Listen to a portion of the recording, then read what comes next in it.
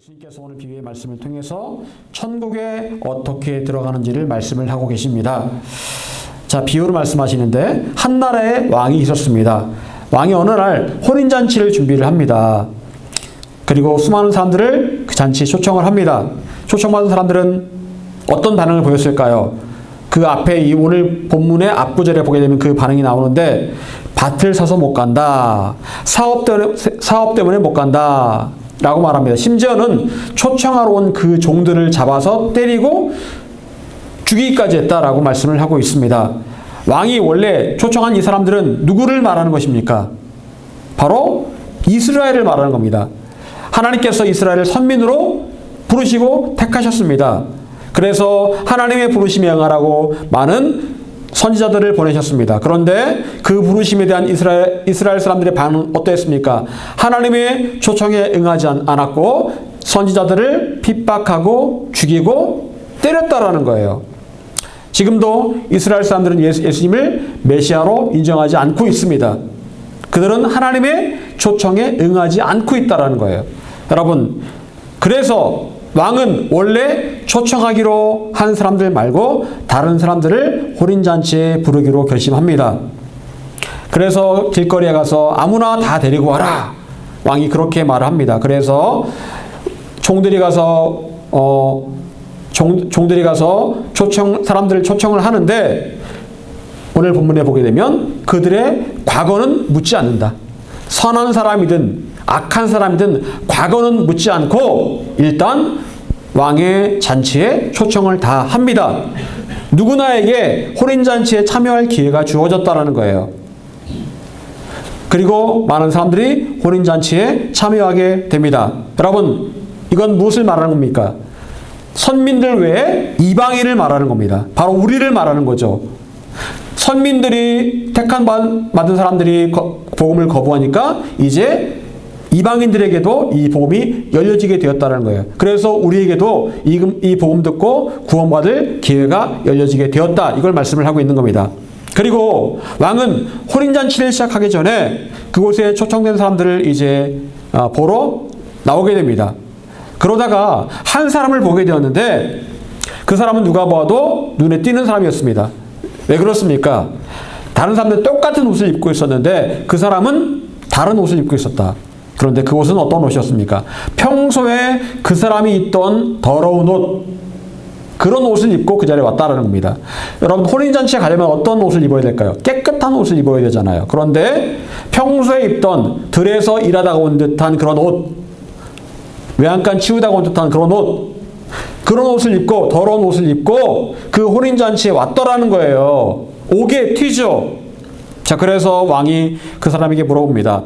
어찌하여 예복을 입지 않고 여기 들어왔느냐? 어찌하여 예복을 입지 않고 여기에 들어왔느냐? 라고 묻습니다. 왕의 이 질문에 그 사람은 아무 대답을 하지 못합니다. 여러분, 장례식을 치르다 보면 별의별 사람들이 다 옵니다. 네, 시골에서 장례를 치르다 보면 시골 아저씨들이 등산복 입고 온 분도 있어요. 장례식이. 등산복, 옛날 등산복 어때요? 울긋불긋 하잖아요. 빨간색, 파란색, 노란색 다 들어가잖아요. 그거 입고 오는 분도 있어요. 그래서, 저거는 진짜 예의가 아닌데, 그런 분들이 있거든요? 근데, 나름 그게 이제 가장 좋은 옷이라고 생각해서, 그거 입고 온 거예요. 최소한 입고 올 때는 흰 옷이든지, 아니면 검은 옷이든지, 이런 옷을 입고 와야 되잖아요. 그런데, 그건 좀 아니잖아요. 여러분, 그런 상황입니다. 이 사람이 지금. 남들 다 예복을 입고 왔는데, 이 사람은 등산복을 입고 온 거예요. 말하자면 등산복. 울긋불긋 노랗고 이런 전혀 어울리지 않는 그런 옷을 입고 왔다는 겁니다. 그래서 왕이 너무 화가 납니다. 한일 시켜서 말합니다.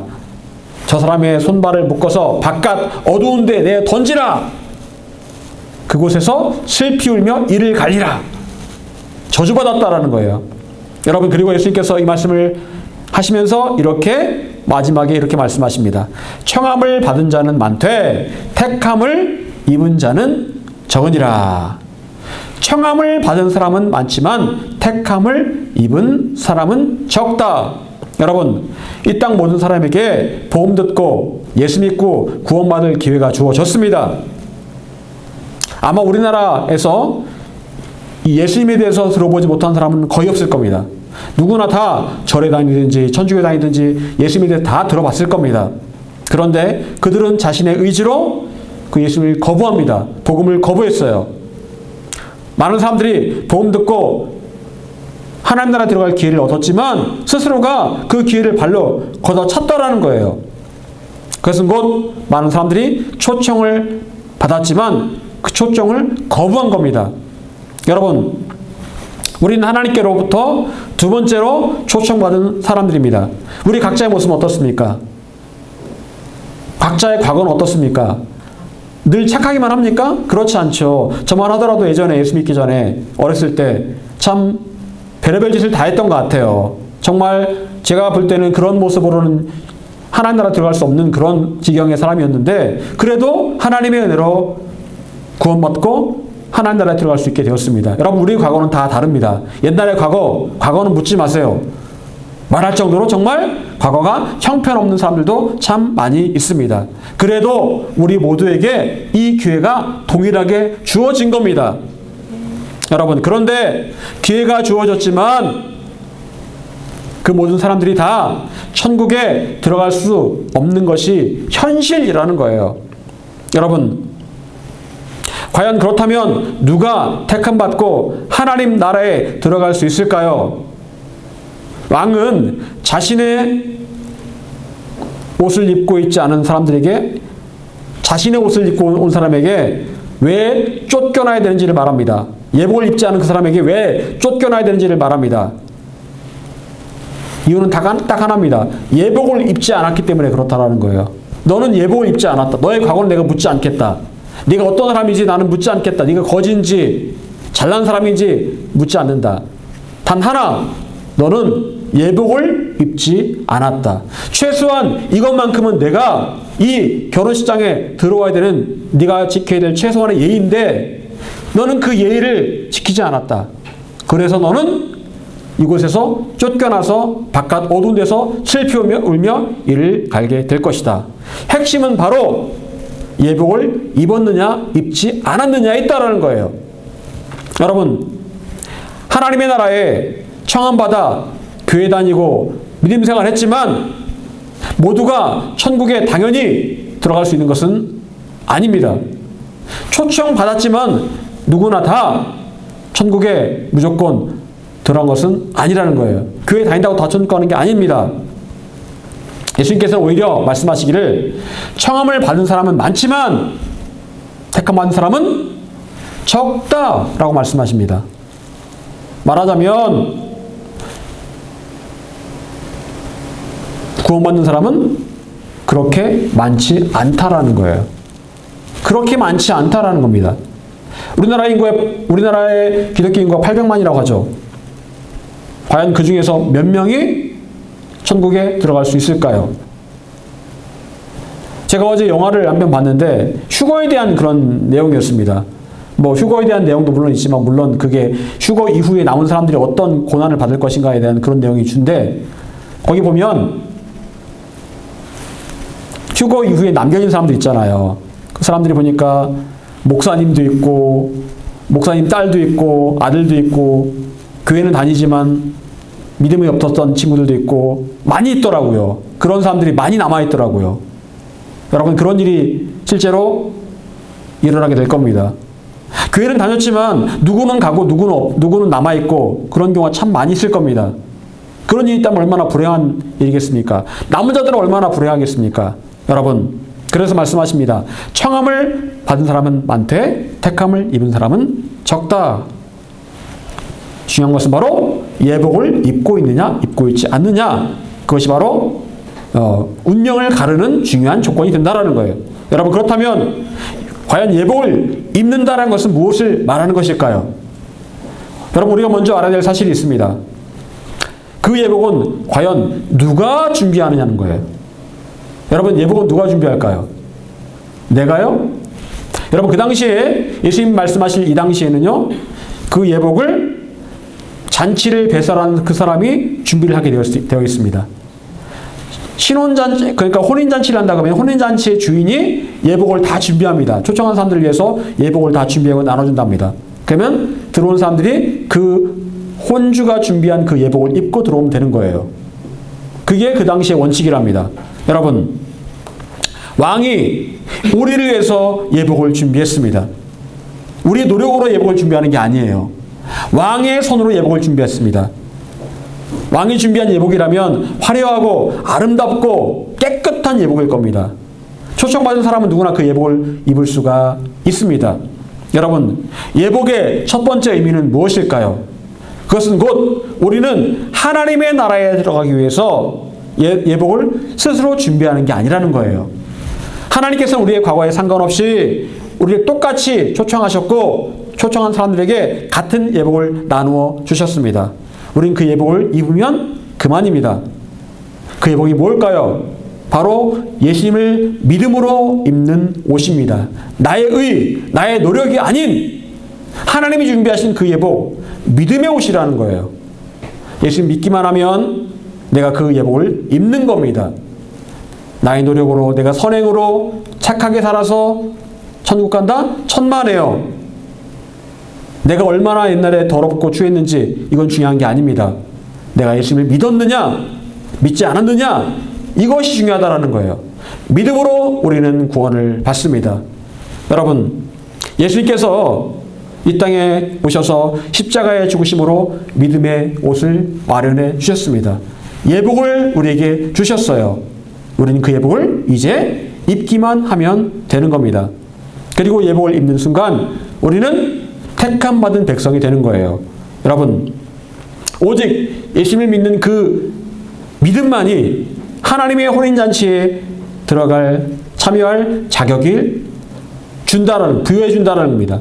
여러분은 예수님을 믿음으로 그 예복을 입고 계십니까? 믿는 자에게만 그 예복이 준비가 되어 있는 것입니다. 여러분, 어떤 사람들은 말합니다. 나 예수님 믿고 싶어도 믿어지지가 않아요. 제가 옛날에 그랬거든요. 교회 처음 나왔는데 예수님 믿고 싶은데 믿어지지가 않는 거예요. 믿고 싶은데 믿어지지가 않습니다. 여러분, 그런데요, 그 마음을 가지고 기도하면 반드시 하나님께 만나주십니다.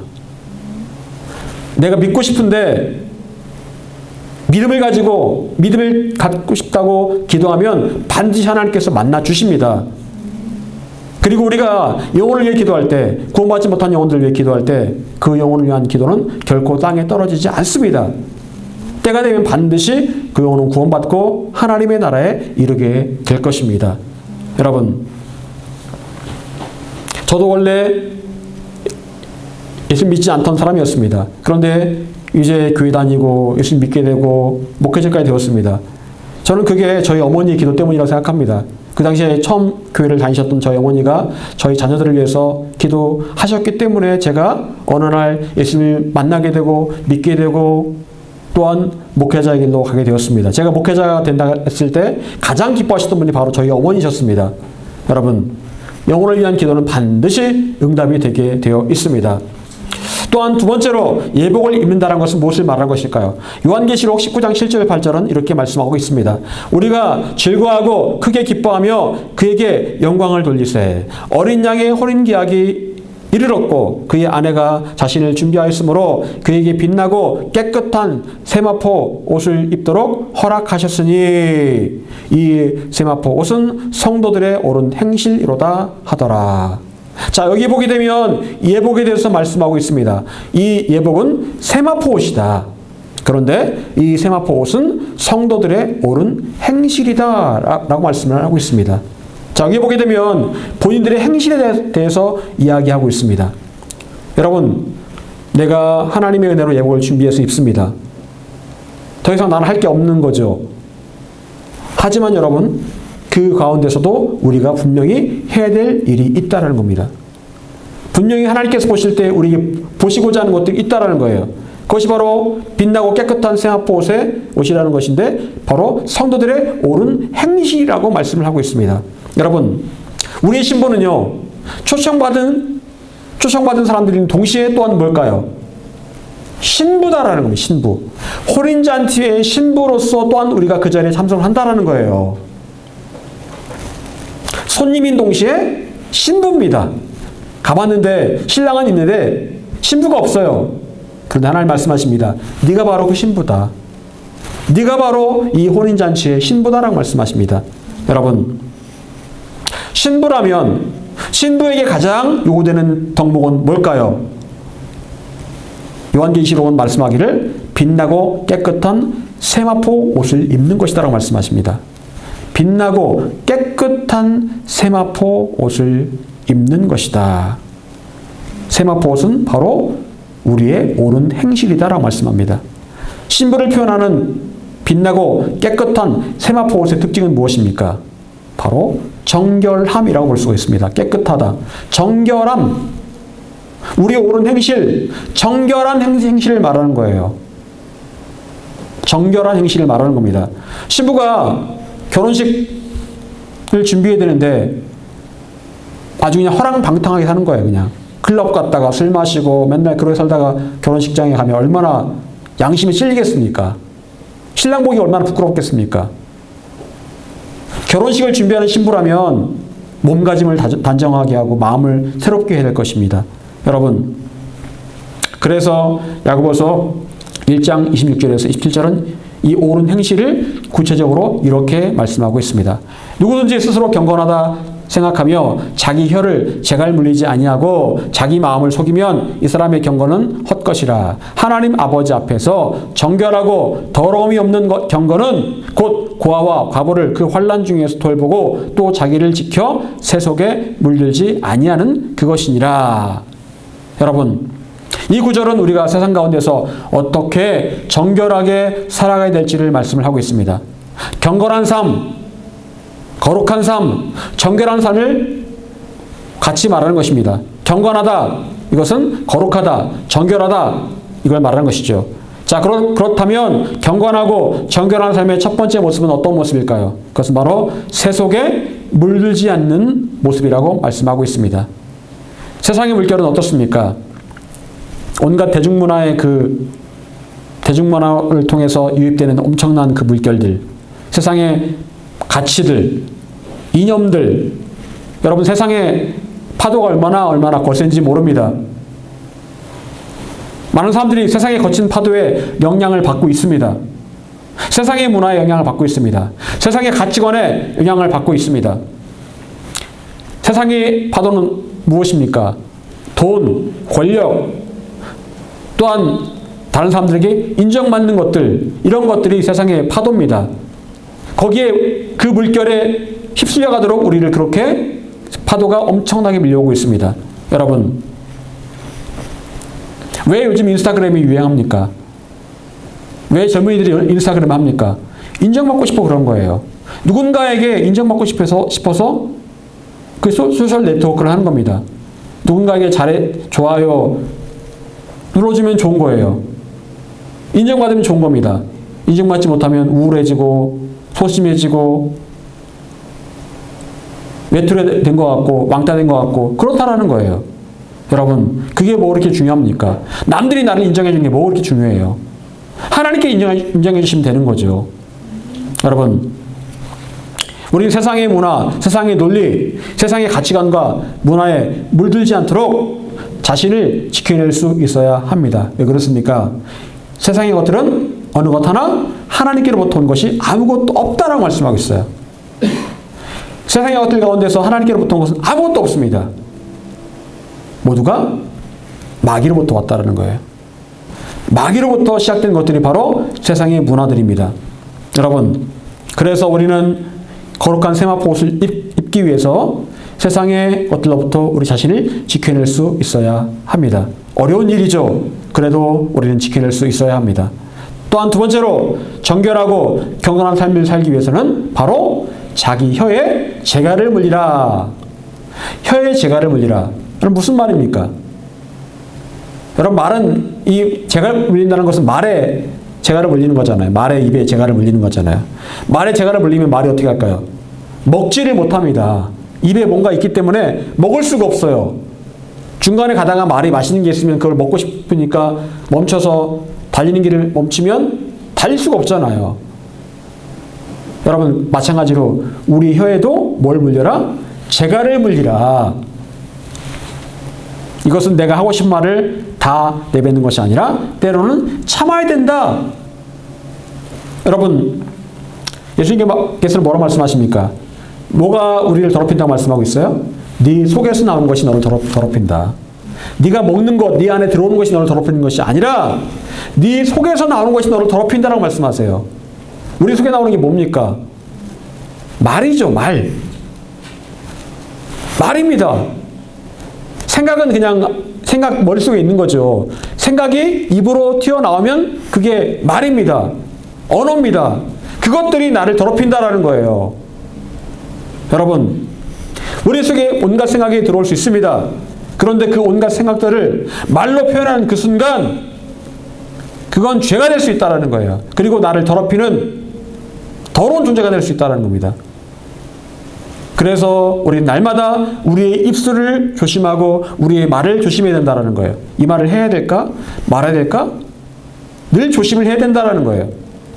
시편 141편 3절에서 다윗은 이렇게 기도하고 있습니다. 여호와여, 내 입에 파수꾼을 세우시고 내 입술의 문을 지키소서. 여호와여, 내 입에 파수꾼을 세워주시고 내 입술의 문을 지켜주소서. 여러분, 다윗이 늘 조심했던 것은 무엇입니까? 말입니다. 말을 조심했어요. 여러분, 우리 입술에는 뭐가 있어야 됩니까? 파수꾼이 있어야 돼요. 내 입을 지키는 파수꾼이 있어야 됩니다. 그래서 나쁜 것들은 나가지 못하도록 막고 좋은 말들은 나갈 수 있도록 허용해주는 그런 파수꾼이 있어야 된다는 거예요. 여러분, 어떻습니까? 여러분은 그 마음에 떠오르는 생각들을 다 말로 표현하십니까? 할 말 안 할 말 다 하십니까? 그럼 그렇게 하면 안 돼요. 입술을 절제할 줄 아는 자가 지혜로운 자고 성령에 사로잡힌 자입니다. 성령을 따르지 않고 자기 육신을 따르는 자는 아무 말이나 다 합니다. 아무 말이나 다 해요. 여러분, 요즘 왜 그렇게 보복범죄가 많습니까? 말 한마디 잘못했기 때문에 그렇다라는 거예요. 지난주에 뉴스를 보니까 한 사람이 세차를 하는데 지나간 사람이 물이 튕기니까 한마디 한 거예요. 아, 물 좀 튀기지 마시고 잘 좀 하세요. 이 사람이 막 그냥 갑자기 화가 나가지고 막 욕을 한 거예요. 이 사람이 하니까 욕하지 말라고 했습니다. 그랬더니 갑자기 뒤에 가서 도끼를 들고 온 거예요, 이 사람이. 도끼를 들고 와, 도끼를 가지고 막 이 세차하는 사람들이 도끼를 막 휘두르는 거예요, 막 풀스윙을 한 풀스윙. 맞으면 그냥 완전히 죽는 거예요, 그냥. 모르는 사람인데 서로.